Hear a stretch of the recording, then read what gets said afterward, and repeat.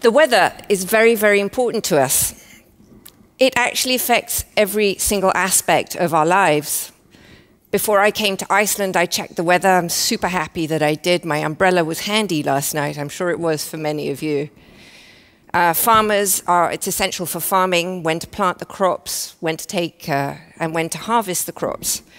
So I'm delighted today, for the first time, to be able to have the Weather Channel have a look at what's happening for the first time in history, actually, in the high seas.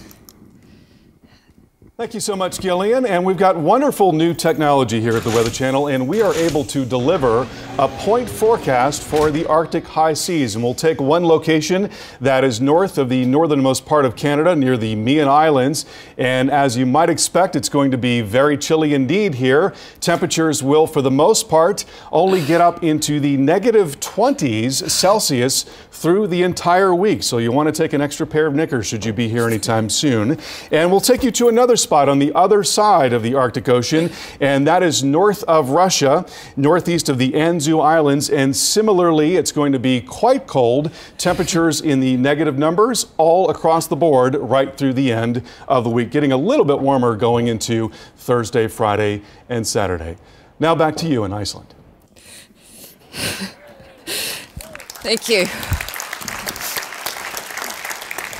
So I'm obviously thrilled today because that is a first for the Arctic, it is a first for the high seas, and it's a first for the Weather Channel.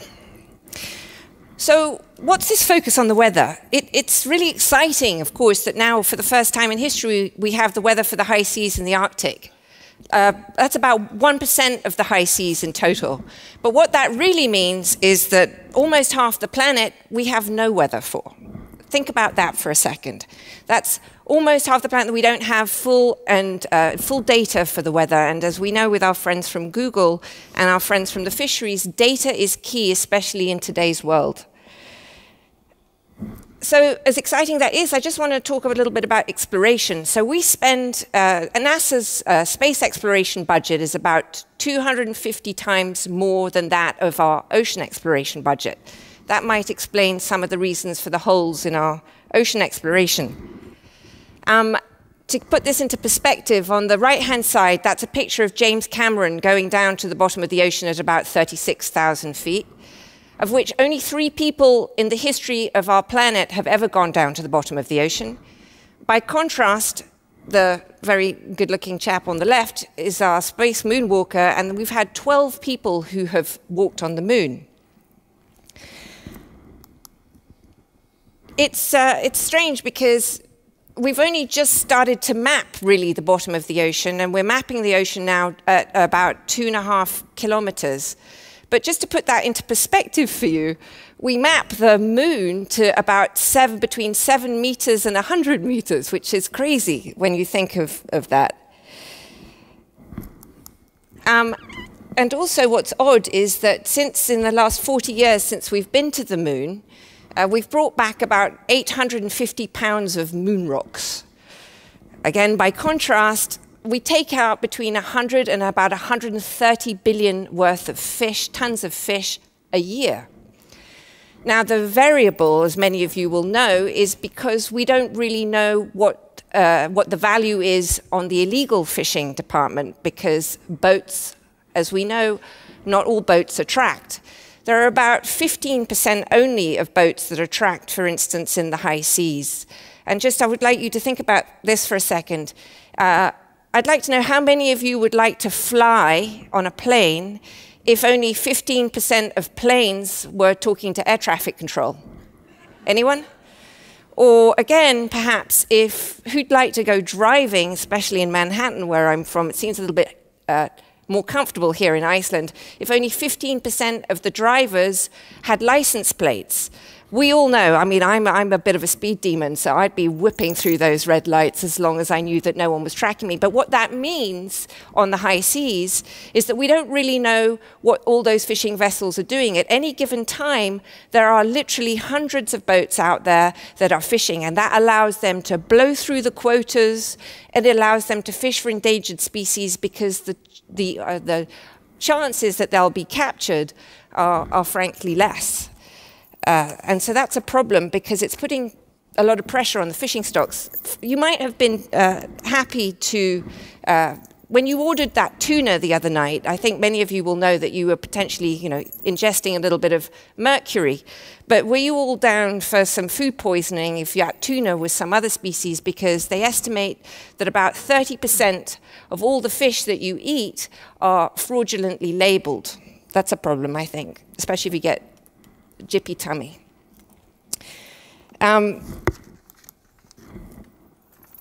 How many of you have this in your hand today? Yes, I can see a lot of you. Every piece of plastic that has ever been created is still in existence. This bag, we use and discard 1 trillion of these a year. What this means is that that plastic, a large percentage of that plastic ends up in our oceans. And as you can see from this map, we have 5 giant gyres of plastic. We have, in fact, so much plastic in our ocean that the new state of garbage, for real, has just been recognized by UNESCO.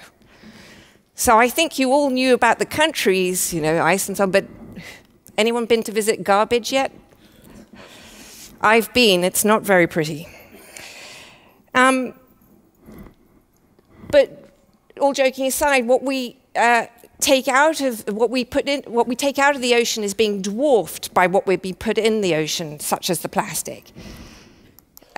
This is a picture of Fukushima. We've had 32 million becquerels of radioactive waste that have gone into the ocean since the disaster. BP spill, its effects are still being felt today and still being understood. Mahi-mahi, for instance, they've just discovered swimming slower because of the spill.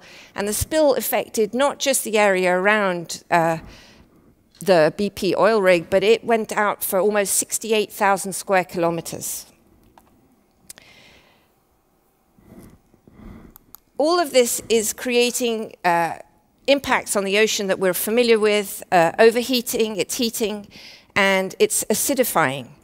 So it's putting pressures not just on fishing stocks, as we heard today, of a species who prefer colder water, who are swimming into colder areas, but also in the last 10 years, American shellfish production is off by about 40% because it's harder for shellfish to create the shells that they need in the new carbon environment that they're living in. So I just want to think, we've all been talking about a giant piece of the ocean. That's a dot of the ocean. That's one little dot. Now, that one little dot on that person's finger contains 12,000 microbes. Each one of those microbes has a job to do. Some of them are food, and some of them are creating oxygen. So the question I'd like you to think about is, if that one dot can do all those things, if you change the chemistry of that one dot, or you change the chemistry of billions of dots, what is that doing to our ocean? So I have a sort of an answer for you. This was produced out of a bipartisan report that came out just a couple of months ago, with some quantifiable costs to climate change. $35 billion in storm damage, 14% decrease in yields of wheat farmers, 12 billion additional spent on AC to keep cool, with about 100 million expected in the coming years from flooding. Secretary Kerry recently described the ocean as a national security threat, and Hagel, Defense Secretary, described the climate change as a disaster multiplier. So we all, it was Halloween yesterday. I'm scared of ghosts, and we can all be scared of things. I know there are things, Ebola and so on. Most of us don't think actually, we're scared irrationally maybe of spiders or snakes. I would argue that in this time that maybe we should be more scared of the ocean. I think that's a really scary problem that we should all address. As we all know, bringing it back to the Arctic, the 6th lowest Arctic ice coverage in September, and that has led to the opening of the Arctic. So 4 cruise vessels have just gone through, and it's having an impact. It's changing things. So what can we do? I'm going to wrap up very fast here. I'd like to suggest that maybe we should be bold, and we should be, you know, on top of all the things that we know, maybe you should think of some strange things. So I'd like to propose 2 solutions.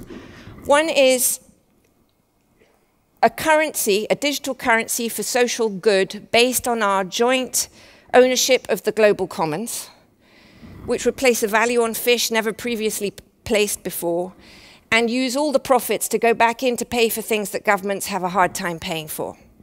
And the second thing that I would like to propose is that we all jointly own our global commons. We own 45% of the planet. It is ours. And though each and every one of us here are represented by a company or a country, we all each have an individual stake and interest in this. And so I think becoming citizens of our global commons, coming together in one united community around our shared love and need of the ocean might also be that. And I am part of the Terramar project. I invite you all to get your passport so that you become not only citizens of where you're from, but you also become joint citizens of land and sea, because we all have a stake and an interest in this, and we need to connect to it in a new way. Thank you.